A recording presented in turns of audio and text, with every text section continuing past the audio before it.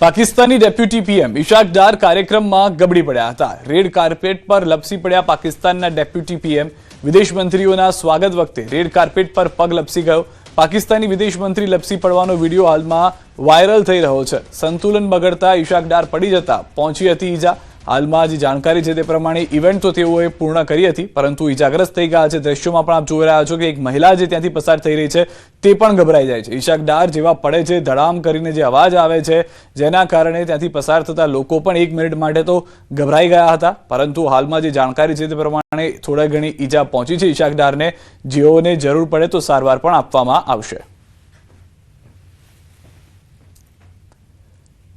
उत्तर प्रदेशના અમરોહામાં લગ્ન પ્રસંગ બન્યો છે રણમેદાન। ભોજન પીરસવા જેવી સામાન્ય બાબતે જાનૈયાઓ અને સ્થાનિક લોકો વચ્ચે ઉગ્ર બોલાચાલી બાદ હિંસક મારામારી થઈ હતી।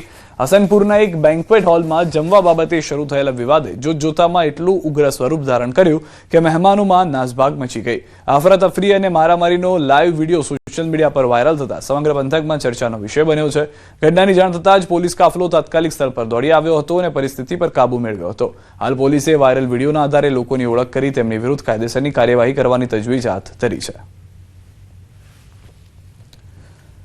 વડોદરા પાસે માણેજા ક્રોસિંગ નજીક ટેન્કર અને કાર વચ્ચે અકસ્માત। માલસરથી દીકરાની પરીક્ષા માટે જતા પરિવારની કારને ટેન્કરે મારી ટક્કર।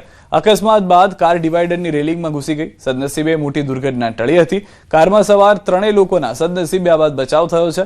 ટેન્કર ચાલક સ્થળ પરથી ફરાર થઈ ગયો છે। માકરપુરા પોલીસે વધુ તપાસ હાથ ધરી છે।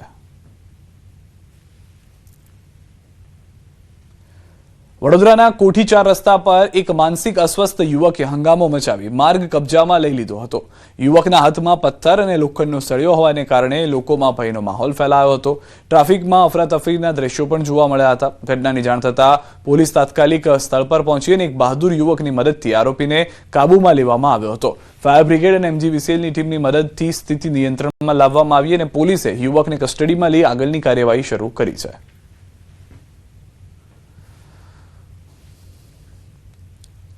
એક તરફ સુરતમાં મેટ્રો ટ્રેનની કામગીરી પૂરજોશમાં ચાલી રહી છે। અલથાણ વિસ્તારની અંદર મેટ્રો ટ્રેનનું સફળ ટ્રાયલ થયું છે। અલથાણ ખાતે મેટ્રોની ટ્રાયલ પ્રક્રિયા પૂર્ણ થઈ ગઈ છે। મેટ્રો રેલ પ્રોજેક્ટની કામગીરી હાલ અંતિમ તબક્કામાં છે। આગામી દિવસોમાં મેટ્રો પ્રોજેક્ટનું લોકાર્પણ કરવામાં આવશે। તો આ દ્રશ્યો આપ જોઈ રહ્યા છો, અલગ અલગ ફેઝમાં જે કામકાજ ચાલી રહ્યું છે, જેમાંથી શરૂઆતના દ્રશ્યો આપ જોઈ રહ્યા છો કે મેટ્રો જે સ્ટેશન બની ચૂક્યું છે ત્યાં જે દરવાજા ઓટોમેટિક લગાવવામાં આવે છે, જે રીતે અમદાવાદમાં કાર્યરત છે તે રીતે સુરતમાં કાર્યરત થઈ જાય તે માટેની કામગીરી કરવામાં આવી રહી હતી અને મેટ્રોનું જે ટ્રાયલ રન છે તે અત્યારના દ્રશ્યોની અંદર જોવા મળી રહ્યું છે। આગામી દિવસોમાં લોકાર્પણ કરવામાં આવશે। તારીખ પણ ટૂંક સમયમાં જાહેર કરવામાં આવી શકે છે તેવી ચર્ચાએ જોર પકડ્યું છે।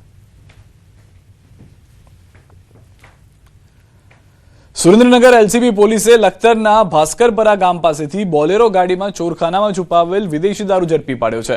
ગાડીના પાછળના ભાગમાં ચોરખાનું બનાવી વિદેશી દારૂની હેરાફેરી કરવામાં આવતી હતી। વિદેશી દારૂની 740 બોટલ, બોલેરો ગાડી સહિત કુલ ₹7.13 લાખથી વધુનો મુદ્દા માલ કબજે કર્યો છે।